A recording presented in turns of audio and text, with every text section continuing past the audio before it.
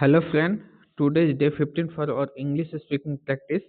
Okay, today also we'll practice some important and very good sentences. Okay, after the end of the session, I will provide this PDF on my Telegram channel and you can download the same PDF from the Telegram and you practice whole day as much as you can so that you could be able to speak these sentences fluently. Okay, and whenever it's required. So let's start. Our first sentence of today is वह मेरा दूर का रिश्तेदार है. वह मेरा दूर का रिश्तेदार है. He is my distant relative. He is my distant relative. Distant मतलब दूर होता है, वही डिस्टेंट रिलेटिव मेरा दूर का रिश्तेदार है. He is my distant relative. He is my distant relative. Okay. Next sentence is उसे मेहनत करनी पड़ेगी. उसे मेहनत करनी पड़ेगी. He will have to work hard. He will have to work hard. He will have to work hard. He will have to work hard. He will have to work hard means उसे मेहनत करनी पड़ेगी. Next sentence is कमल मेज पर है. कमल मेज पर है. Pen is on the table. Pen is on the table. Pen is on the table. कमल मेज पर है. पापा राहुल के साथ थे. पापा वाज विथ राहुल. पापा राहुल के साथ थे. पापा वाज विथ राहुल. पापा वाज विथ राहुल. पापा राहुल के साथ थे. पापा was with Rahul. Next sentence is ये टूटा हुआ दिल मेरा है. ये टूटा हुआ दिल मेरा है. This broken heart is mine. This broken heart is mine. This broken heart is mine. यह टूटा हुआ दिल मेरा है. नेक्स्ट सेंटेंस इज हमें सफलता का पूरा भरोसा है. हमें सफलता का पूरा भरोसा है. We are sure of success. We are sure of success. We are sure of success. हमें सफलता का पूरा भरोसा है. ट्रेन 2 घंटों से. नेक्स्ट सेंटेंस है ट्रेन 2 घंटे देरी से है. ट्रेन 2 घंटे देरी से है. The train is late by 2 hours. The train is late by 2 hours. The train is late by 2 hours. The train is late by 2 hours. Next sentence is आप मुझे उसके खिलाफ मत भड़काइए. आप मुझे उसके खिलाफ मत भड़काइए. इसका ऐसे बनेगा don't provoke me against him. Don't provoke me against him. Don't provoke me against him. Don't provoke me against him. Okay. Next sentence is नल खोल दो. Turn on the tap. नल खोल दो. Turn on the tap. अगर यही रहता नल बंद कर दो तो टर्न ऑफ द टैप. तो टर्न ऑन मतलब नल को खोलना. टर्न ऑफ मीन्स नल को बंद करना. तो ये टर्न ऑन और टर्न ऑफ वो जो नल होते हैं जो घुमा के जो गोल गोल घुमा के खोलते हैं बंद करते हैं ना, वही टर्न ऑन और टर्न ऑफ. ओके, क्योंकि उसमें टर्न कर रहे हो. जो टर्न ऑन द टाइप और turn off the type. Okay. Next sentence is क्या आप क्या करने की कोशिश कर रहे हैं. आप क्या करने की कोशिश कर रहे हैं. ये होगा what are you trying to do. What are you trying to do. What are you trying to do. आप क्या करने की कोशिश कर रहे हैं. What are you trying to do. What are you trying to do. आप क्या करने की कोशिश कर रहे हैं. What are you trying to do. Next sentence is तुम वापस कब आ रहे हो. तुम वापस कब आ रहे हो. इसका बनेगा when are you coming back. When are you coming back. When are you coming back. When are you coming back. तुम वापस कब आ रहे हो. When are you coming back. Next sentence is मैं किसी को भी पढ़ने नहीं दूंगा. मैं किसी को भी पढ़ने नहीं दूंगा. मैं किसी को भी पढ़ने नहीं दूंगा. I will not let anyone study. I will not let anyone study. I will not let anyone study. I will not let anyone study. ये इसका मतलब हुआ मैं किसी को भी पढ़ने नहीं दूंगा. I will not let anyone study. Okay. Next sentence is 5 दिन लगेंगे. 5 दिन लगेंगे. It will take 5 days. It will take 5 days. It will take 5 days.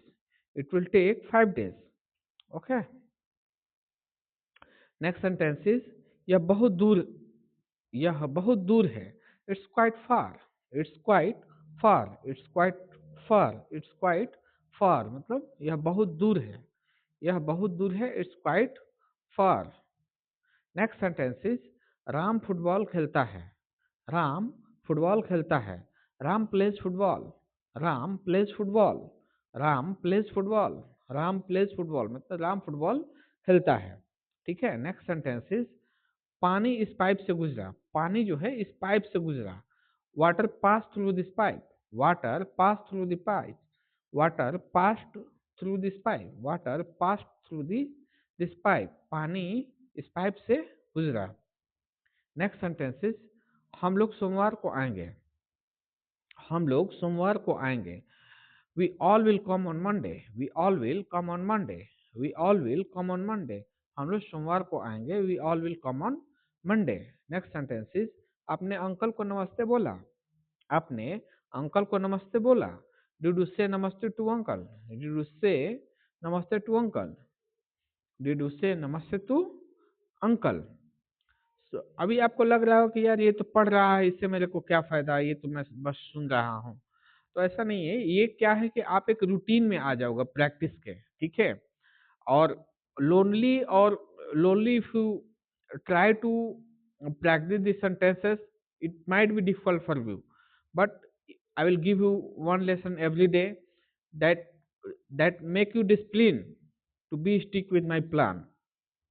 Okay. तो इसमें जो है आपका प्रोग्रेस के चांस जो है अच्छे रहेंगे। ठीक है। तो आप किसी से जुड़ के जब सीखते हो तो वो थोड़ा सा एक रिस्पॉन्सिबिलिटी आ जाता है कि चलो यार, he posted one video on English spoken, so you should get through this video. Okay. Next sentence is मैं तुमसे कुछ पूछ रही हूँ। मैं तुमसे कुछ पूछ रही हूँ। I am asking you something. I am asking you something. I am asking you something मतलब मैं तुमसे कुछ पूछ रही हूँ। वो लड़का ऐसा क्यों सोचता है? Why does that boy think so? Why does that boy think so? Why does that boy think so? वो लड़का ऐसा क्यों सोचता है? Why does that boy think so? ये बहुत ही सिंपल सेंटेंस है, बट थिंक और without practice you will get hesitation to speak this sentence.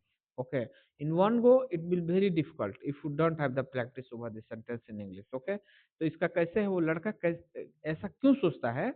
Why does that boy think so? Why does that boy think so? ठीक है। इसमें थोड़ा सा twisting है। If you don't have practice, obviously you will get difficulty to speak this sentence. Next sentence is तुम सभ्य लगते हो। तुम सभ्य लगते हो। You are civilised. You are civilised. You are civilised मतलब तुम सभ्य लगते हो। You are civilised. Next sentence is मैं गिरने से बच गया। मैं गिरने से बच गया। Sorry, I escaped falling. I escaped falling. I escaped falling मतलब मैं गिरने से बच गया। I escaped falling. Next sentence is यह गैरकानूनी काम है।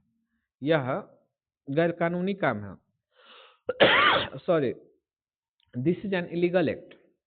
This is an illegal act. This is an illegal act. यह एक गैरकानूनी काम है।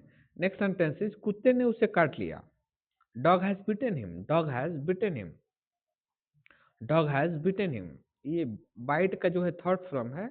बाइट का थर्ड फॉर्म है bitten. Dog has sorry dog has bitten him. Next sentence is मैं पढ़ा रहा हूँ। I am teaching. I am teaching. I am teaching. I am teaching मतलब मैं पढ़ा रहा हूँ। अभी एक सेंटेंस देखिए, कितना थोड़ा सा लेंदी लग रहा है आपको, बट इट्स वेरी इजी। देखिए, माना आपके पास पैसे ना हो, अब आप क्या करोगे? माना ये कॉमा हो जाएगा, not not full stop comma. माना आपके पास पैसे ना हो, अब आप क्या करोगे? फॉर इंस्टेंस, फॉर उदाहरण के लिए, या माना for instance you have no money, आपके पास पैसे ना हो, what would you do now? What would you do now? ठीक है ना। फॉर इंस्टेंस मतलब उदाहरण के लिए या माना हो गया। आपके पास पैसे ना हो, यू हैव नो मनी, आप क्या करोगे? What would you do? What would you do now? अब आप क्या करोगे? ठीक है। नेक्स्ट सेंटेंस इज एक प्रेरणा देने वाला भाषण किसी भी निराशा को उम्मीद में बदल सकता है। एक प्रेरणा देने वाला भाषण जो होता है किसी भी निराशा को उम्मीद में बदल सकता है, ठीक है ना। तो ए मोटिवेशनल स्पीच मतलब प्रेरणा देने वाला भाषण। कैन टर्न वंस मतलब किसी को, turn one's despair into hope, किसी डिस्पेयर मतलब होता है निराशा, किसी भी निराशा को जो है आशा में बदल सकता है। A motivational speech can turn one's despair into hope, a motivational speech can turn one's despair into hope. Okay, next sentence is, जब आप दूसरे को बदनाम करते हैं तो आपकी खुद की छवि खराब हो जाती है, ठीक है। जब आप दूसरों को बदनाम करते हो तो आपकी खुद की छवि खराब हो जाती है। इसका ऐसे है, when you calumniate others, your own image get spoiled, deteriorated by itself, ठीक है। कैलुमिनिएट मतलब होता है, कैलुमिनिएट मतलब बदनाम करना, ठीक है। तो व्हेन यू कैलुमिनिएट अदर्स मतलब आप दूसरों को बदनाम करते हो, योर ऑन इमेज मतलब आपकी खुद की छवि, गेट स्पॉइल्ड, गेट स्पॉइल्ड या डिटेरिएटेड, तो स्पॉइल्ड थोड़ा इजी लग रहा है, डिटेरिएटेड भी बोल सकते हो, ठीक है, बाय इटसेल्फ, ठीक है। वह स्पॉइल्ड और डिटेरिएटेड में से जो है किसी एक को चुन लीजिए, ठीक है, और वही याद कर लीजिएगा। When you calumniate other, your own image get spoiled deteriorated by itself, ठीक है। When you calumniate others, your own image get spoiled by other, spoiled by itself, ठीक है। तो ये इसको हम ऐसे बनाएंगे। Next sentence is,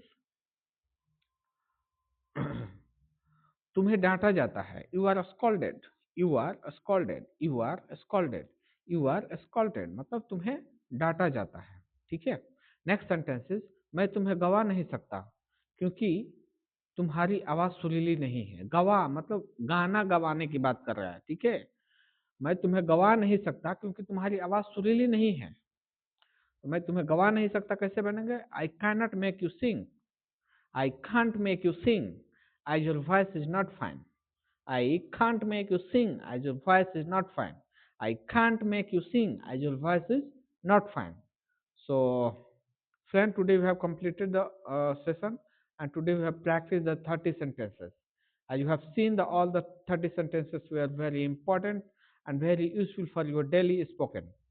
Okay, so be stick with this plan, and hope you will able to speak fluently in 30 days. Okay, in not 30 days, 30 days we will just learn 90 days.